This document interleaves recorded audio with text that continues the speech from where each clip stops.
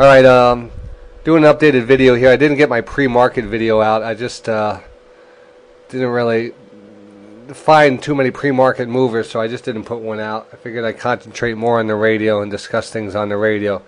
www.DayTraderRadio.com. And but now, as the market's 11 o'clock hour, I just want to go over some things. We've just been in a downtrend. The market's been selling off. There's been some things that I've been, I've been buying Intel in the morning. I figured Intel would make a nice run at the open, and it did. As you see here, Intel made a nice run right up to $26. Kind of consolidated out of there, and then the market really started selling off. So it's selling off, but you know what? It's not aggressively selling off like it's been doing in the past week. So I feel that this one will have potential strength if the market decides to bounce anytime today. I like Intel a lot going into the earnings tomorrow. I feel no matter what it does today or what it does tomorrow, probably by 3 o'clock tomorrow, we're going to see a definite run into the close on Intel. So I like it a lot here. Another one, Microsoft. Holding its strength in a downward trending market. Again, the market is trending down pretty hard here. This is a chart of the market here, and you can see. Let me fix this up a little here. You can see this market since 9:30 has just been trending straight down here. All right, we broke right through resistance line number 1 right here. Didn't really even bounce off of it. So now we have a downward trend line right here. We'll see what happens. I am not in no rush to buy anything. I'm watching the market here. I'm watching things that are that's showing me signs of strength, which the Intel, the Marvell, and Microsoft are doing, and the VMC, Vulcan Materials, which I mentioned on Friday, as putting in a nice shoulder in the chart. So I like the consolidation here on Vulcan Materials. This one's I would consider watching for a break above 93 on any type of strength in the market. Another one I just added to my position is Starbucks. I mentioned that on my watch list that I'm interested in Starbucks down at this level. I took a pre-market buy, which just a small position, and then I added to my position right here, right in the between 26.15 and 26.20. I think I got it 26.17. I don't even know where I got the last one in, but right in this area. And I'm starting to like it here, and I'll just mention how important it is to be able to stop. When you do find a stock that you're interested in, you don't have to wait for that stock to make a move into positive territory. You can take a small position when you feel that, because the stock will, will jiggle and jaggle. It's going to be hard to find the bottom, and it's going to be hard to get in when it's selling off. But that's probably the best time to get in, is because you're just comparing the market and the stocks, and seeing this thing's not really selling off too much. It's in the area where I like it, so I'm going to start taking a position in it. So I like this one here. Definitely put Starbucks on your list in the 26 area. And as I'm speaking right here, I'm seeing a nice sell-off in Apple. Let me bring this over here fast.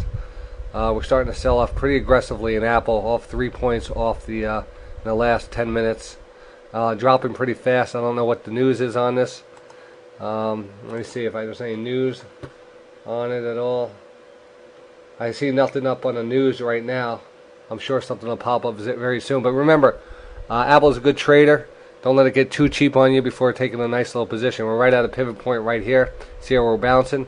Actually, that's a good example of pivot point trade. Let's see what happens right here. This is a live trade happening. So let's see. Let's see if there is a reaction to the pivot point. If you could actually see, there's a green line right here, and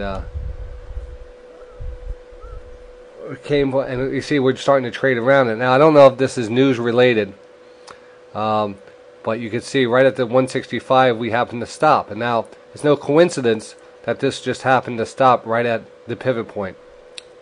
Now we can continue down. There's no reason, there's no rule saying that we need to bounce here, but there is a good possibility of a bounce here. So if you want to do a fast scalp trade, as you see, we're bouncing right now off the pivot point, and we'll just see what happens here. Another just a good indicator and how it works. So you always want to be scanning your charts. You see an aggressive sell-off, you might want to take a position for a trade, a fast trade. I'm talking, maybe a couple hundred shares. You get in, it moves 50 cents, and you're out. You just want to be able to get in and out of a stock for a trade and add that money to your account and just continue to build on trades like this.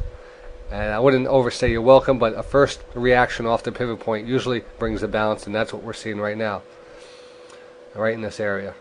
So let's let this play out for a second. I know I don't want to waste your time with this video, but I just want to give you an example of a live trade that's happening. It just reminded me of doing it while it was happening. So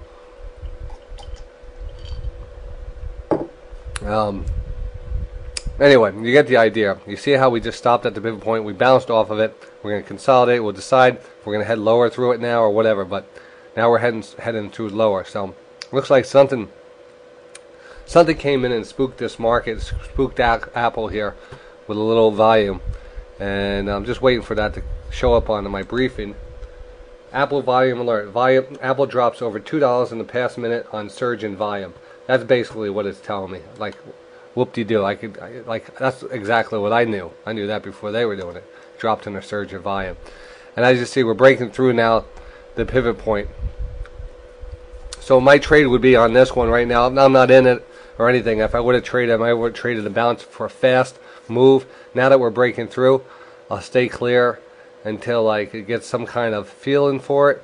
I probably wouldn't even trade it again until it came back up above this pivot point and showed some type of strength above it. Because I like Apple and I wouldn't want to be going against it. I just don't know what the news is, but to let this one play out.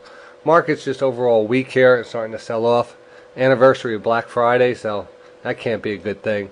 Remember, you can always hedge your bet with the DXD, and the DXD is Dow Ultra Short Index, and as you see, the DXD is going up as the market's coming down. So, and it's starting to move up fast. So let me send this out. Let me check out what's happening in the market. We got a big sell-off happening right now, and I'll be back with you.